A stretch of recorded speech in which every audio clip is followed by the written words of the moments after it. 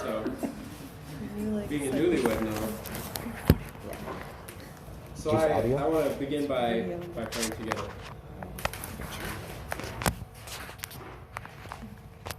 Father, thank you that you made all things good.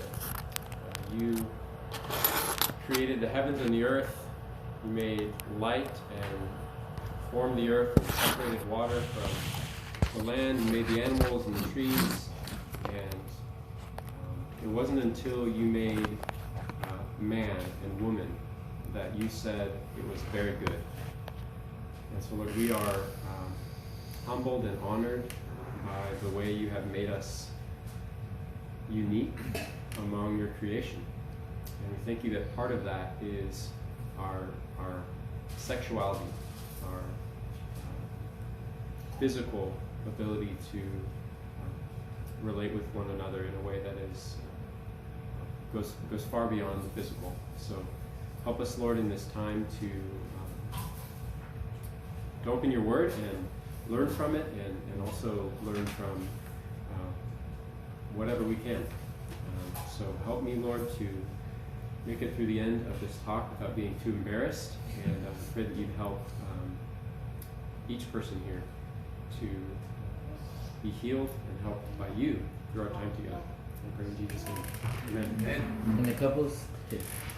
Well, I have the rare opportunity to speak to you guys fairly candidly about sex. So I'm honored to do so, but I also realize that this is a very sensitive topic. So it requires a lot of care. You know, for perhaps just a few of you, sex has been experienced as just a gift from God.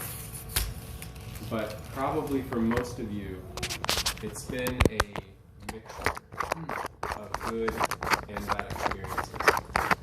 And perhaps for a few, some of those bad experiences have been really damaging.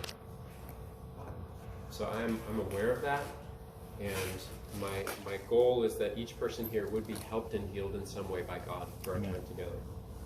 I can't possibly address every issue, every complexity, but my hope is that I'll say enough that each person is meaningfully helped. This is what I would call an abuse disclaimer. In this talk, I'm going to say some things which, with some slight twisting, will do savage damage to your marriage. Okay? So let me be very clear from the beginning that no one should ever feel forced or coerced into having sex. Sex is a gift to be given. There's a very big difference between giving sex as a gift to your spouse even when you don't really feel like it because you love them and you want to serve them, and feeling guilty and feeling like, well, you probably should, you really don't want to, but it just seems like it's just easier to do that than keep arguing with the person about it. Right? Let me give you an example of a situation that I think is okay. Maybe you guys climb in bed together and the husband reaches over and starts caressing the wife's arm, and she goes, "Are you trying to come on to me? Because I am exhausted." Well, I was hoping that maybe we could be intimate. I miss you. It's been a while. I miss being intimate with you. I'd rather just go to sleep. We never regret it. Okay, I think that's about as far as you can push it. Okay, beyond that, you really have to respect her no or his no. If you're frustrated by this happening over and over and over, there's probably something deeper going on, and I really recommend you talk to somebody about it. It can be really, really helpful. I think that a line is crossed when something like this gets said, especially in the moment. But you're my wife. I mean, my body's your body's my body. Don't you want to honor God with your body? That may all be true. but it is the wrong place and the wrong time to start using biblical principles to guilt someone into doing what you want them to do. So again, no one should ever feel forced or even coerced to have sex. If you manipulate somebody into giving you something, it's no longer a gift, right? So if you're still confused about this, please talk with someone you trust about this. I'd be happy to talk. I'm sure my wife would as well. I'm sure Pete and Debbie would as well. So that is the end of my abuse disclaimer. So on to the introduction. Who here has ever been told that sex is for marriage? Anyone? What was the context of that conversation? Youth group? Bible study. A Bible study? Church? Okay. Dating. What did you take away from that lecture or conversation? I I ain't never get married. Okay. I need to get married right now. I need to get married right now. That's maybe better. Get married so you can Right? See, perhaps you've heard this classic sex is like fire talk, right? Where sex is a good thing, but it needs to be used within boundaries, right? Because when sex is used outside of those boundaries, then it becomes dangerous, destructive, even deadly. Right? Perhaps you've heard that talk, and that's actually good and true, right? But when we hear sex is for marriage, and when we get that quick fire illustration, what we really hear, at least I really hear, is that sex is for marriage is a prohibition. Right? It is primarily a prohibition. It's primarily saying, if you want to have sex, you had better get married, because you're not supposed to have sex outside of marriage, right? Don't have sex outside of marriage. Right. That's essentially the end of what I hear when somebody says that to me. It's true, it is a Christian perspective, but it's not the whole truth, right? In my mind, sex then became the actual goal, and marriage was merely an end to enjoy that thing without being shamed. Right? Functionally, it was get married so that you can have sex. Okay. In the last 10 years of being a follower of Jesus, I have come to believe that sex really is for marriage, but in a profoundly more beautiful and wonderful way. So here's the main idea I'm hoping to communicate today.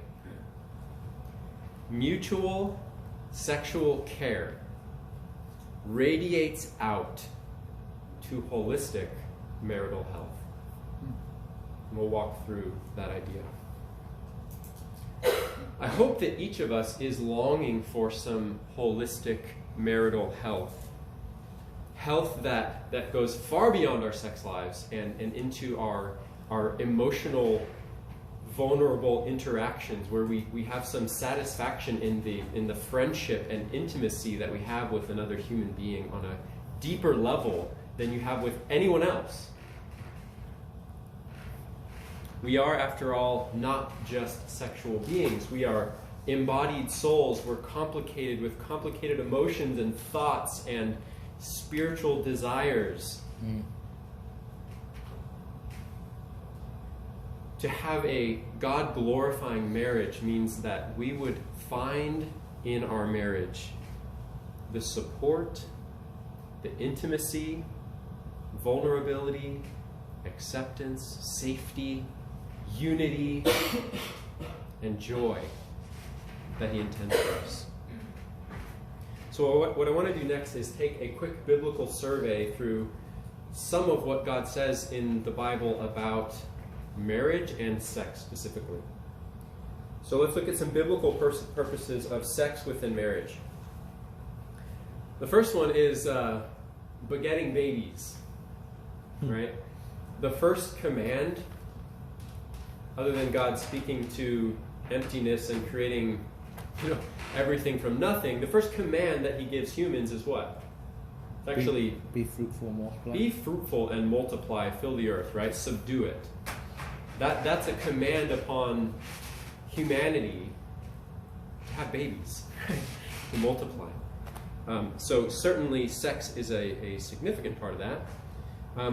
How about another purpose of marriage? How about pleasure? Proverbs 5:18 and 19 says, "Let your fountain be blessed and rejoice in the wife of your youth, a lovely deer, a graceful doe. Let her breasts fill you at all times with delight, and be intoxicated always in her love." Have you guys read that in the Bible before? Amen, Pastor. I hope you have. Okay. Pleasure is a direct part of what God intends for us to have in marriage and in sex. Okay. Now, the full context of this scripture is actually that you should enjoy your own wife so that you can flee from the temptation of the forbidden woman. Right? That's really the full context of Proverbs 5. But you can't ignore the fact that direct pleasure with your wife is in focus, right? Let's look at another passage in Song of Solomon 5:1. Maybe this one's a little more graphic, I don't know. This is a poem. This is love poetry. This is apparently the guy speaking, saying, "I came into my garden, my sister, my bride. I gathered my myrrh with my spice. I ate my honeycomb with my honey. I drank my wine with my milk." And the others say, "Eat, friends, drink, and be drunk with love." This is a very poetic, symbolic way of talking about enjoying what God has given in marriage. Amen. Okay? Pleasure is certainly in view. But how about service? Let's look at Ephesians 5. This says, "In the same way, husbands should love their wives as Christ, or as their own bodies."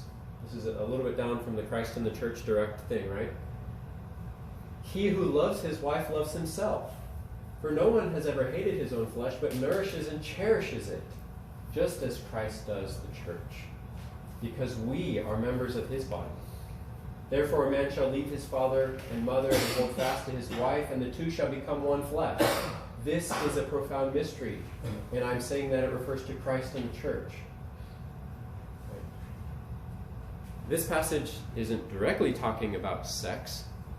It's talking about how a husband ought to love and serve his wife in such a way that he treats her as his own body. He nourishes her. He cherishes her as if he's nourishing himself, right?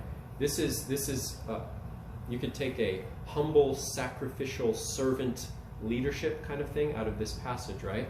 So does service extend to sex? Absolutely. Absolutely. In fact, it's an incredibly satisfying experience to seek the good of your wife, to serve her sexually while deferring your own pleasure. And from a wife's perspective, there's something amazingly satisfying, so I've heard, about serving your husband and knowing that he is sexually satisfied. Right? There's something deeply satisfying and good and right about that. Let's look at another one. How about understanding? I remember arguing with my wife once, maybe more than once, and I was, talking about the nail that was in her forehead, and I'm like, "Look, it's the nail, if you just took it out." And at one point she was so frustrated, she goes, "Understand me! I just want you to understand me. Please stop trying to fix it." So I'm like, "Oh, that's all you wanted?" So all I have to say is, "I'm sorry, honey. That sounds really tough. I'm sorry you're hurting." Right? So understanding is a biblical thing that God wants husbands to do with their wives specifically. In 1 Peter 3, verse 7, Peter writes, "Likewise, husbands, live with your wives in an understanding way, showing honor to the woman as the weaker vessel, since they are heirs with you of the grace of life, so that your prayers may not be hindered." Wow. Live with your... Out of all the things he could say to husbands, Okay? He's got like this much of a scroll that he can fill out, right? What if I could just teach husbands one thing, what would it be? Guys, you got to understand them. You have to understand your wife, not women. You got to understand your wife. Okay? Live with her in an understanding way, showing her honor. Again, this passage is not directly about sex, but it better include it. In fact, when a man humbly seeks to understand and honor his wife sexually, a door is open to fields of pleasure and joy. I see some nods from the wives. How about sexual satisfaction? As a means of avoiding temptation, perhaps. 1 Corinthians 7, Paul is directly dealing with this topic. He's responding to a letter that he received, in this letter back to the church in Corinth, and he says, "Now concerning the matters of which you wrote, it is good for a man not to have sexual relations with a woman." Right? So they're saying, in general, none of us should have sex. Right? It's really good if we just don't do it at all. And Paul says, but, big but, there's a temptation out there called sexual immorality, and because of that, each man should have his own wife and each woman her own husband. The husband should give to his wife her conjugal rights, and likewise the wife to her husband. For the wife does not have authority over her own body, but the husband does. Likewise, the husband does not have authority over his own body, but the wife does. Do not deprive one another, except perhaps by agreement for a limited time, that you may devote yourselves to prayer, but then come together again, so that Satan may not tempt you because of your lack of self-control. So he's saying, because of this temptation, right, a husband should give to his wife her conjugal rights and a wife to her husband, right? Don't deprive each other, give freely, right? The main thing in view, at least on a surface level, is that husbands and wives, men and women, would be sexually satisfied so that sexual temptation is minimized, right? But how does that happen functionally? It comes through sexual satisfaction, right? So that is a biblical purpose for sex in marriage. So it comes to a principle we'll draw out of this text, and it is mutual sexual caretaking.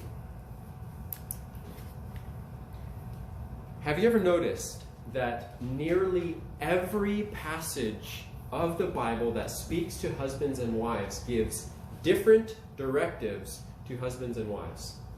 Have you ever noticed that? That is not an accident. Okay? Wives, submit to your own husbands as to the Lord. Husbands, love your wives as Christ loved the church. That's not the same statement to them, right? But look at this passage, right? Think again through that passage in 1 Corinthians. It is perfectly divided. Yeah. Right. Husband, give to your wife. Wife, give to your husband. Husband does not have authority over his own body. Wife does not have authority over her own body. Wow. Do not deprive one another. It is perfectly balanced, okay? If I was an egalitarian, I would base everything off this one. The challenge is, this is uniquely speaking to a sexual relationship.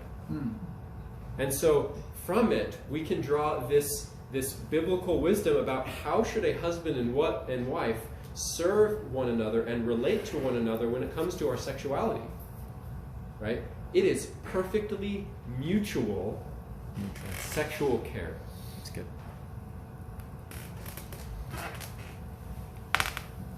One author I read described this biblical concept. They called it sexual stewardship.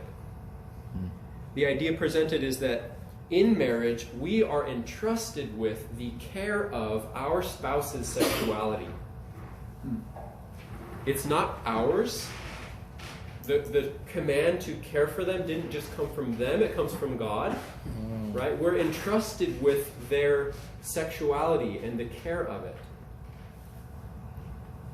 So rather than saying, your body belongs to me, and therefore you need to do for me what I say, instead it's, my body belongs to you, and I am going to use it to serve you as you have real felt needs. And sometimes beyond needs that we actually feel in the moment as well. We have a responsibility to consider what our spouse needs sexually, above even what we feel we need from our spouse. Here's an excerpt from, there's actually a website called The Marriage Bed, and it's a Christian couple that have been writing about sex within marriage for married Christians. And on this subject, this is a guy named Paul writing. He says, there have been times when Lori suggested that we should not have sex because she felt, or knew, that I needed to deal with something. She believed correctly that if we had sex, I would just use it to hide from what I needed to deal with. This was wise and right. Annoying and frustrating, but wise and right. Then there have been times when I have been so exhausted from work that I was unaware of my body, let alone its needs. Lori, however, knows that I have a hard time falling asleep when I get like that. She also knows that doing something for me sexually would greatly help me to get to sleep. At times like this, she gave something to me for which I felt no desire because she knew that I would benefit. We also know a woman who has learned to treat, we also know a man who has learned to treat his wife's occasional insomnia in a similar way. On the other side, there have been times when I knew that Lori needed sex, right? We have to be careful with this, but was too busy-minded to be aware of this fact. I know that taking care of her, I know that taking care of that for her does her a world of good in many ways, and it's very much the right and loving thing to gently get her attention and share with her the need that I think she has. My thinking changed significantly when I realized that God had given me Lori's body so that I could bless her, not so that I could get my needs met. What's more, it goes far beyond the bedroom. If my actions or lack of actions in some other area interfere with the intimacy that's necessary for me to please her sexually, then those actions or lack of actions result in me defrauding her of sex.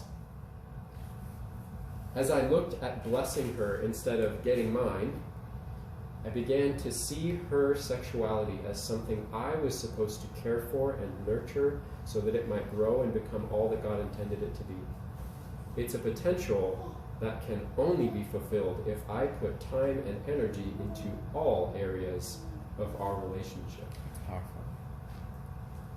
This is one couple's experience and opinion, but I think it's actually quite a mature Christian's perspective. Let's talk about it radiating out to holistic marital health. Now, let's return to that sex is like a fire idea. Sex is like a fire.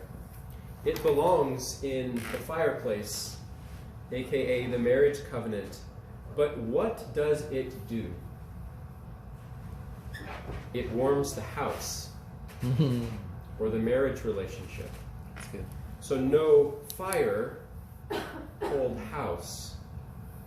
No sex, cold marriage. Cold spouse.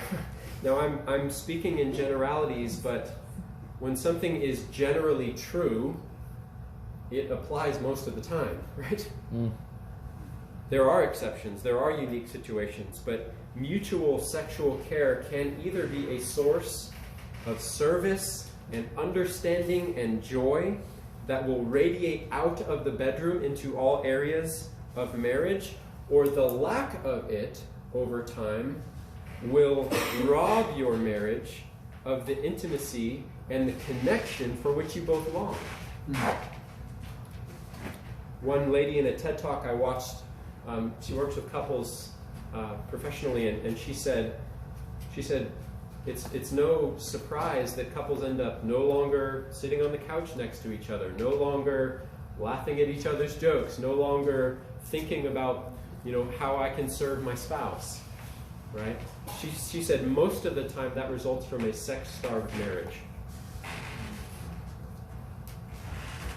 Why?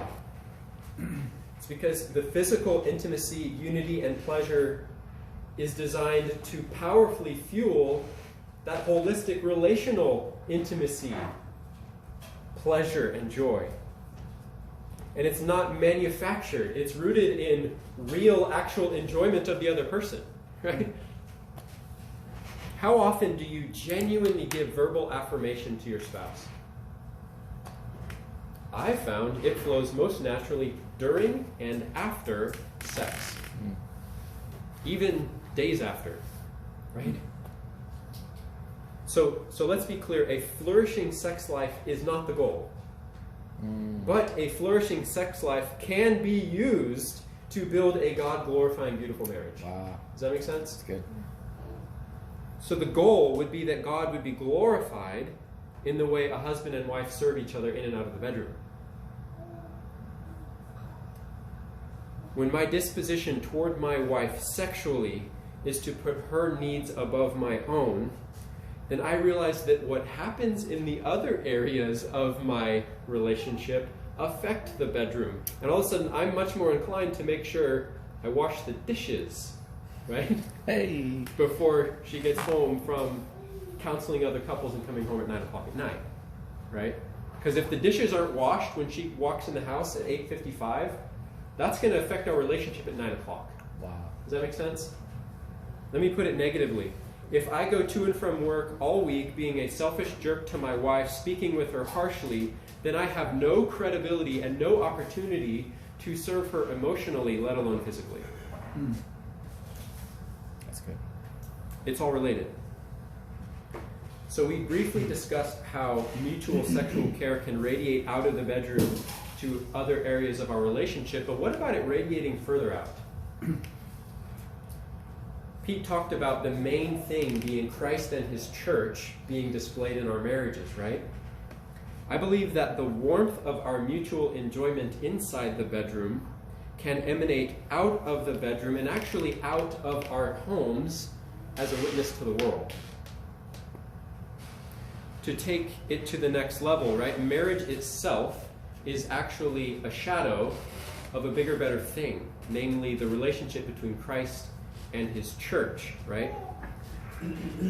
So marriage is like the appetizer, and the meal is actually being in the presence of the glorified Christ and being filled with unimaginable joy, right? And being incredibly satisfied. Isn't that what Ephesians 5 is actually about? So sex then is meant to give us a glimpse of the intense pleasure that we will experience when we are with Christ face to face, with the spiritual bodies, with the capacity to experience joy like we have never experienced before. Okay? Talk about a good subject to talk about after sex. So that's my theologizing. Practically, though, what do I do? Right? Number one, commit yourself to the sexual care of your spouse. That's number one. We've talked about that. Number two, get counseling sooner rather than later for issues preventing you from doing this. You know, a couple recently came to Samantha and I for help, and God really blessed our interaction with them over a few months. And during one meeting, we were all sitting in the room crying over what a beautiful interaction had just taken place, what a healing interaction had just taken place between a husband speaking life into wounds of his wife, and it was all manifesting itself in the bedroom. Right? What a beautiful opportunity. And sometimes there's stuff that's down there that you can't really, it's hard to get at. And somebody else coming alongside you can be incredibly helpful, especially a couple. As you struggle, number 3, as you struggle to put someone else before yourself, right? As you struggle to delay your own gratification, remember that Jesus gave up, or I'm going to argue he actually delayed his pleasure in the presence of the Father. He endured pain and wrath that you and I deserve so that you can enjoy eternal bliss. Right? Yeah. So we need to be gospel-saturated people if we're actually going to be able to do this. Yeah. Right? And so I'm thankful that I'm not the first talk today, and that the other talks have done a great job of driving us to the gospel and gospel principles in our relationships. Number 4, seek to serve and understand rather than to perform. You see, we have this over-sexualized culture. We have pornography and romance movies that have given us a very wrong, distorted view of sexuality, which is a lot more like being good enough and performing rather than knowing and being known. Right? So, guys, it's okay not to know what to do. Amen. Sex isn't about knowing what to do all the time. Okay? It's okay to accidentally touch the wrong spot and laugh about it. That's okay. That doesn't ruin the moment and ruin the performance, right? Sex doesn't always have to be this super intense, super serious thing. You can laugh at yourself and keep rolling, right? It's about knowing and being known. That's good. And if you're not sure what your spouse likes, just ask. Right? We'll talk about that in the next part. You know, I listened to about 10 TED Talks, probably more, to see what, the experts are saying about modern sexuality and modern scientific contribution to this realm. And to be frank, a lot of it was junk. But some of it was really helpful. On this topic of honesty and communication, it's so critical. And here, if I had to guess, I would say some, if not many of you, have never had a conversation with your spouse about